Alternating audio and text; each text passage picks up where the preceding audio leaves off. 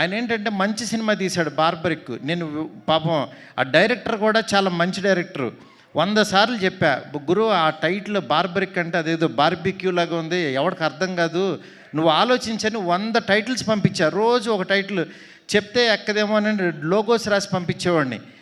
పంపించినా సరే ఆయన ఏంటంటే పాపం ఒక ట్రాన్స్లో ఉన్నాడు. ఆయన ఏంటంటే అది ఆ సినిమా గురించి ఆ కథ బార్బరిక్ అనే ఒక దేవుడని ఫీల్ అయ్యాడు పాపం. మనం ఫీల్ అవ్వటం వేరు, ఆడియన్ ఫీల్ అవ్వటం వేరు.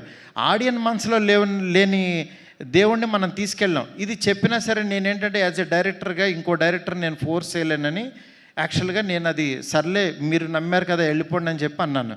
అది అలాగే వెళ్ళిపోయింది. చివరికి యాక్చువల్గా ఆయన మంచి సినిమా తీసి చూడలేదని చెప్పుతో కొట్టుకున్నాడు. నాకు చాలా బాధ అనిపించింది. డైరెక్టరు, కళాకారుడు 10 మందిని క్రియేట్ చేసేవాడు అలాంటి పిచ్చి పనులు చేయొద్దు దయచేసి. ఎందుకు చెప్తున్నానంటే ఆడియన్స్ని రప్పించడానికి ఎన్ని పిచ్చి మాటలు మాట్లాడుతున్నారంటే, బూతులు మాట్లాడుతున్నారు, చొక్కా తీసు తిరుగుతాను అంటున్నారు, అసలు సినిమాలే మానేస్తానంటున్నారు.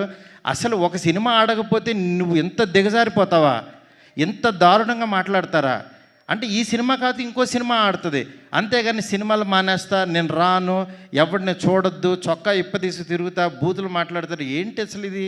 ఏ కల్చర్ ఎటు వెళ్ళిపోతుంది? ప్రతి సినిమాకి చూస్తున్నా.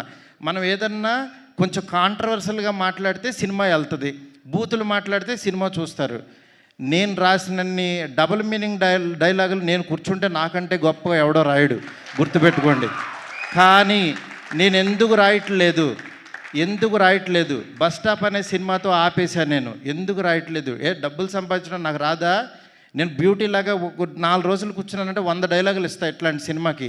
ఎందుకు తీస్తున్నావు? ఫ్యామిలీస్ రావాలి, మంచి సినిమా, క్వాలిటీ సినిమా ఇవ్వాలి.